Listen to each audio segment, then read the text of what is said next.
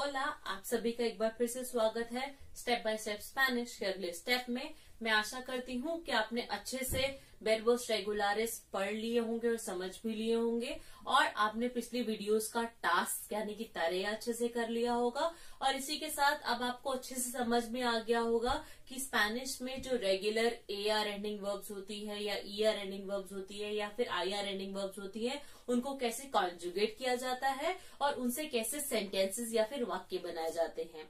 तो अब तक जो वर्ब्स हमने करी थी वो वर्ब्स थी रेगुलर वर्ब्स। रेगुलर वर्ब्स मतलब कि वो वर्ब्स या फिर वो क्रिया जो हमने कॉन्जुगेशन का पैटर्न किया था वो उसको फॉलो करती हैं, चाहे वो AR एंडिंग वर्ब हो, चाहे वो ER एंडिंग वर्ब हो, चाहे वो IR एंडिंग वर्ब हो। जो वर्ब सारे 6 के 6 सब्जेक्ट्स में कॉन्जुगेशन के पैटर्न को फॉलो करती है उस वर्ब को हम बोलते हैं रेगुलर वर्ब। जो वर्ब उस कॉन्जुगेशन के पैटर्न को फॉलो नहीं करती है, चाहे वो सिर्फ एक सब्जेक्ट में फॉलो ना करे, उसको हम बोलते हैं irregular verbs. So regular verbs जो सारे कॉन्जुगेशन के पैटर्न फॉलो करती है 6 के 6 सब्जेक्ट्स में, और इरेगुलर वर्ब्स जो उस कॉन्जुगेशन के पैटर्न को फॉलो नहीं करती, चाहे वो सिर्फ एक सब्जेक्ट में ना फॉलो करे और बाकी 5 सब्जेक्ट्स में फॉलो करे, हम तब भी उसको इरेगुलर वर्ब ही मानते हैं।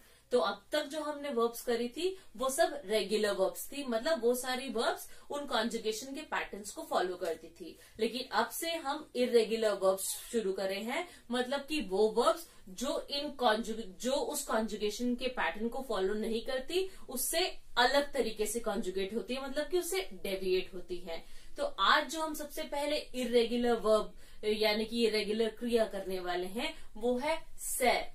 आपको ये परेशानी या दिक्कत हो रही होगी कि कैसे पता चलेगा कि कोई वर्ब या फिर कोई क्रिया रेगुलर है या फिर कोई क्रिया इरेगुलर है। मालूम करने का सिर्फ और सिर्फ एक ही तरीका है, आप इसकी जितनी प्रैक्टिस करेंगे, जितना अभ्यास करेंगे, उतना ही आपको ये आसानी से समझ में आ जाएगा। ऐसी कोई लिस्ट नहीं है कि ये वर्ब्स रेगुलर होती हैं और ये वर्ब इरेगुलर होती है, या फिर अगर आप कभी डिक्शनरी से भी रेफर करें या किसी ऑनलाइन डिक्शनरी को भी ओपन करें तो उस डिक्शनरी में भी कभी भी अलग से गिवन नहीं होता, अलग से दिया नहीं होता कि ये वर्ब रेगुलर है या इरेगुलर है। तो आपको सिर्फ प्रैक्टिस से या अभ्यास से ही पता चलता है कि ये वर्ब रेगुलर है या फिर इरेगुलर है। जैसे अगर मैं आपको बोलूं आबलार जिसका मतलब होता है बोलना, हम इतनी बार उसको प्रैक्टिस कर चुके हैं, उसको कॉन्जुगेट कर चुके हैं कि अब आपको पता है कि आबलार एक रेगुलर वर्ब है। ऐसे ही जैसे जितनी और नई वर्ब्स आप लर्न करेंगे, उनको प्रैक्टिस करेंगे, उनको कॉन्जुगेट करेंगे, उनके फिल इन द ब्लैंक्स करेंगे या फिर थोड़ा सा टास्क या फिर उनसे सेंटेंसेस बनाएंगे, तो आपको धीरे धीरे अपने आप ही कॉन्फिडेंस आता जाएगा। तो ऐसे घबराने की कोई बात नहीं है। आपके डाउट्स या आपकी परेशानियां ये सिर्फ आपके साथ नहीं हो रहा है, ये हर स्टूडेंट के साथ होता है जो नया नया स्पेनिश या फिर कोई भी नई लैंग्वेज लर्न करना शुरू करता है।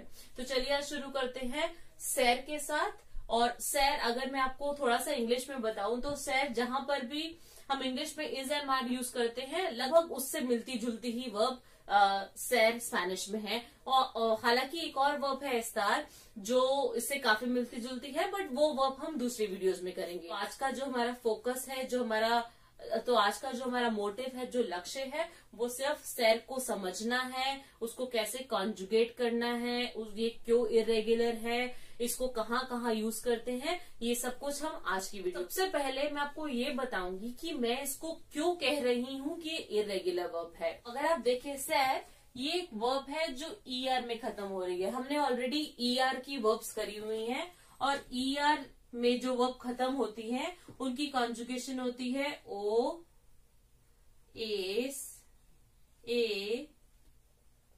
एमोस, एइस और एन। तो अगर मुझे सैर को कॉन्जुगेशन पैटर्न के हिसाब से कॉन्जुगेट करना होता तो सैर की कॉन्जुगेशन होती सो, से, सेमोस, सेइस, सेम। मगर सैर की कॉन्जुगेशन ये नहीं है।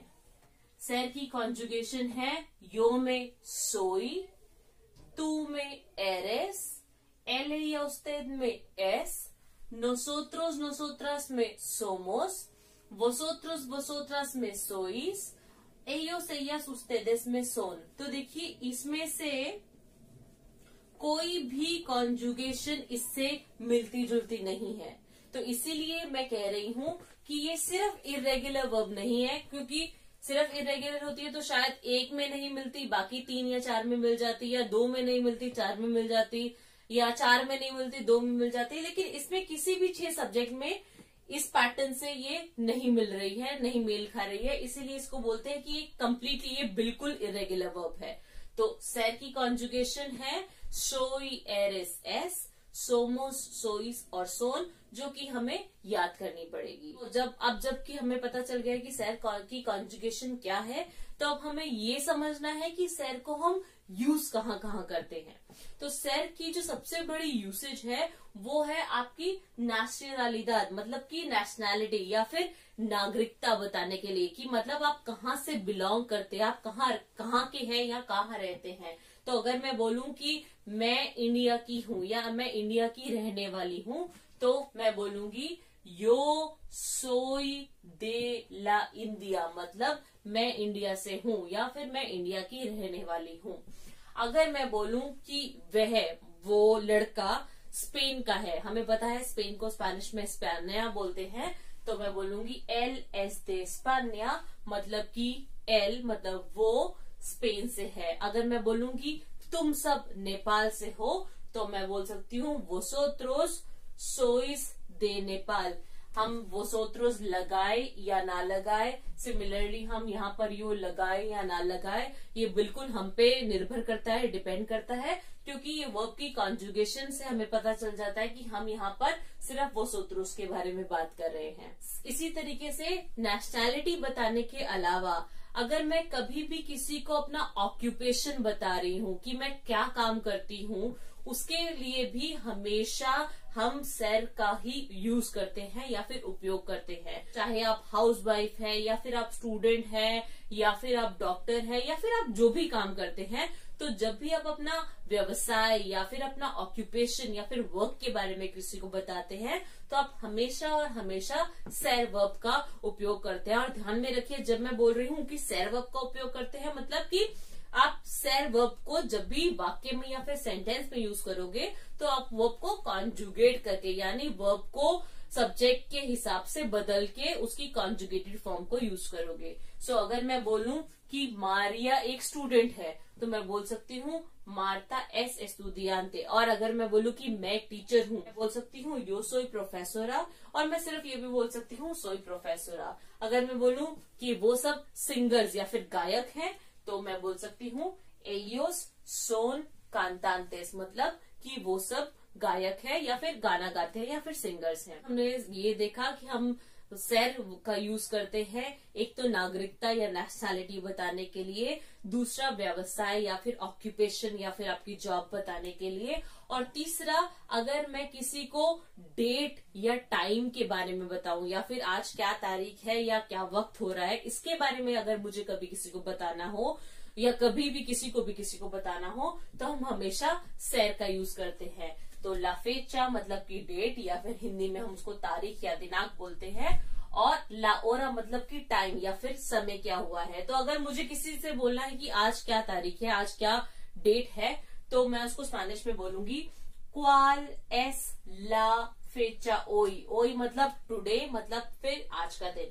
तो अगर किसी को मैंने, जैसे कि अगर मैं बोलना चाहती हूँ कि आज 10 जून है, तो मैं बोल सकती हूँ ओई एस एल डीएस दे खूनियो। अगर मैं बोलना चाहूँ कि आज संडे है, तो मैं ये भी बोल सकती हूँ ओई एस डोमिंगो। कि अगर मैं किसी से पूछना चाहूँ कि क्या वक्त हुआ है, क्या टाइम हुआ है, तो मैं बोल सकती हूँ या मैं पूछ सकती हूँ के ओरा एस का मतलब कि क्या टाइम है। और अगर मैं बताना चाहूँ कि दोपहर के 2 बज रहे हैं, तो बोला जा सकता है सोन लास 2 de la tarde। मैं यहाँ पर सोन यूज कर रही हूँ क्योंकि 2 जो है वो बहुवचन है, 2 जो है वो बहुवचन है, और 1 जो है वो एक वचन है। टाइम में अक्सर बहुत से स्टूडेंट्स को बहुत सी परेशानी हो रही है, तो आने वाले वक्त में मैं आपको एक टाइम और डेट कैसे बोलते हैं और कैसे पूछा जाता है और कैसे बताया जाता है, इसके लिए एक वीडियो अलग से बनाऊंगी और उसको जल्दी से जल्दी अपलोड करने की कोशिश करूंगी। लेकिन अभी के लिए आप सिर्फ इतना याद करिए कि जब भी आप तारीख बताते हैं या समय बताते हैं या पूछते हैं। इसके अलावा अगर आप किसी भी चीज को डिस्क्राइब करना चाहें, मतलब उसका विवरण देना चाहें, तो हम जनरली उसके लिए सेर वर्ब का यूज करते हैं। लेकिन यहाँ पर हमें एक और बात ध्यान रखनी है कि जो भी विवरण हम दे रहे हैं वो टेम्परेरी हो, वो टेम्परेरी ना हो, वो परमानेंट हो। मतलब हमें कैसे पता चलेगा कि टेम्परेरी है या परमानेंट है? मतलब कि जो जल्दी से एक दो दिनों में बदल जाए, और परमानेंट मतलब जो एक दो दिनों में ना बदले और उसको बदलने में बहुत वक्त लगे। तो जो वर्ब सेर है वो हम यूज करते हैं उन चीजों के लिए जो बदलने में अक्सर बहुत वक्त लगाती हैं और जो एकदम से नहीं बदलती। बदलाव की दो वर्ब्स है स्पेनिश में, तो जो सेर है वो हम यूज करते हैं जब वो बदलाव होने में बहुत वक्त लगता है। इसीलिए हम उसको बोलते हैं स्पेनिश में डिस्क्रिप्शन परमानेंटे, मतलब कोई परमानेंट चीज के डिस्क्रिप्शन के लिए हम जनरली उसको यूज करते हैं। जैसे कि अगर मैं बोलूं कि ख्वान एस आल्तो, मतलब कि ख्वान लंबा है, तो एकदम से वो छोटा नहीं हो जाएगा, या एकदम से वो मोटा है तो एकदम से वो एक दो दिनों में वो पतला नहीं हो जाएगा, तो वो परमानेंट है। इसीलिए मैं यहाँ पर सेर वर्ब लगा रही हूँ। अगर मैं बोलूं कि दिल्ली एस ला कैपिटल de la इंडिया, मतलब जो दिल्ली है वो इंडिया की राजधानी है, भारत की राजधानी है, तो एक दो दिनों में बदल नहीं जाएगी। अगर बदलना भी होगा तो उसमें बहुत वक्त लगेगा, इसीलिए यहाँ पर मैं सेर वर्ब यूज कर रही हूँ। और अगर मैं बोलूं कि हम सब बहुत मोटे हैं, तो जाहिर सी बात है एक दो दिनों में हम पतले नहीं होने वाले हैं। अगेन इसमें टाइम लगेगा। किसी चीज का ऐसा ब्यौरा, ऐसा डिस्क्रिप्शन देते हैं जिसको बदलने में बहुत वक्त लगेगा, तो उस वर्ब के लिए, उस डिस्क्रिप्शन के लिए जनरली हम सेर वर्ब का यूज करते हैं। और अगर मैं बोलूं लोस कोचेस सो नेग्रोस, मतलब कार्स या फिर जो गाड़ियां हैं वो काली हैं, एकदम से रातों रात वो सफेद नहीं हो जाएंगी। तो अब हमें पता चल गया कि हम सेर वर्ब कहाँ यूज करते हैं। हालांकि बहुत सी जगहें हैं जहां हम सेर को यूज करते हैं, लेकिन अभी शुरुआत में अगर हम सिर्फ ये चारों चीजें अच्छे से समझ लें तो आई थिंक हम बहुत सारी जगह सेर को आराम से और आसानी से यूज कर सकते हैं। तो जो चार जगह हैं जहां पर हम हमेशा सेर वर्ब का यूज करते हैं वो है रिक्ता या नेशनैलिटी बताने के लिए, अपना व्यवसाय या फिर ऑक्यूपेशन बताने के लिए, डेट और टाइम या फिर तारीख और वक्त बताने के लिए, और या फिर किसी चीज की डिस्क्रिप्शन के लिए जो कि उसका परमानेंट एट्रीब्यूट है, या फिर किसी चीज का विवरण करने के लिए ऐसा विवरण जो एकदम से बदलेगा नहीं, जो रातों रात बदलेगा नहीं।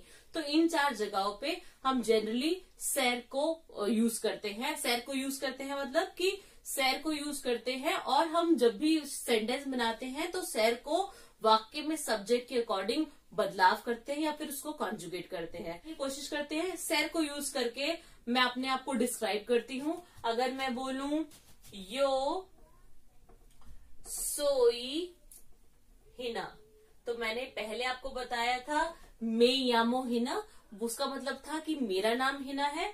जब मैं बोल रही हूँ यो सोई हिना, मैं सिर्फ सोई हिना भी बोल सकती हूँ। इसका मतलब है कि मैं हिना हूँ, कि मैं लड़की हूँ। तो मैं बोल सकती हूँ यो सोई चीका, या से हूँ और मैं एक टीचर हूँ तो सोई दे ला इंडिया। एंड अगर मैं साथ में बोलना चाहूँ कि मैं एक टीचर हूँ, सोई प्रोफेसोरा। अगर मैं बोलना चाहूँ कि मैं लंबी हूँ तो मैं बोल लूंगी सोई आल्ता। मैं जानती हूँ इस वक्त आपके मन में बहुत सारी परेशानियां और बहुत सारे डाउट्स होंगे, तो यकीन मानिए कि आप अकेले ऐसे नहीं हैं जिसको ये परेशानियां या डाउट्स हो रहे होंगे। ये हर स्टूडेंट के साथ होते हैं जो नई नई स्पेनिश पढ़ना या लर्न करना सीखता है। इन डाउट्स को सॉल्व करने के लिए या इनसे बाहर आने का सिर्फ एक तरीका है कि आप प्रैक्टिस करिए वर्ब्स की, उसको कॉन्जुगेट करिए और ज्यादा से ज्यादा सेंटेंसेस बनाने की कोशिश करिए। इसीलिए आज की वीडियो के डिस्क्रिप्शन में मैंने आपके लिए कुछ एक्सरसाइज तैयार करी है सेर से रिलेटेड, उसको आप अपने आप सॉल्व करने की कोशिश करिए। और उसके अलावा भी अगर आपको कोई भी डाउट है या कोई भी प्रॉब्लम है या कोई भी सवाल आपके मन में है तो उसको इस वीडियो के कमेंट सेक्शन में जरूर लिखिए और मैं जल्द से जल्द उसका जवाब देने की कोशिश करूंगी।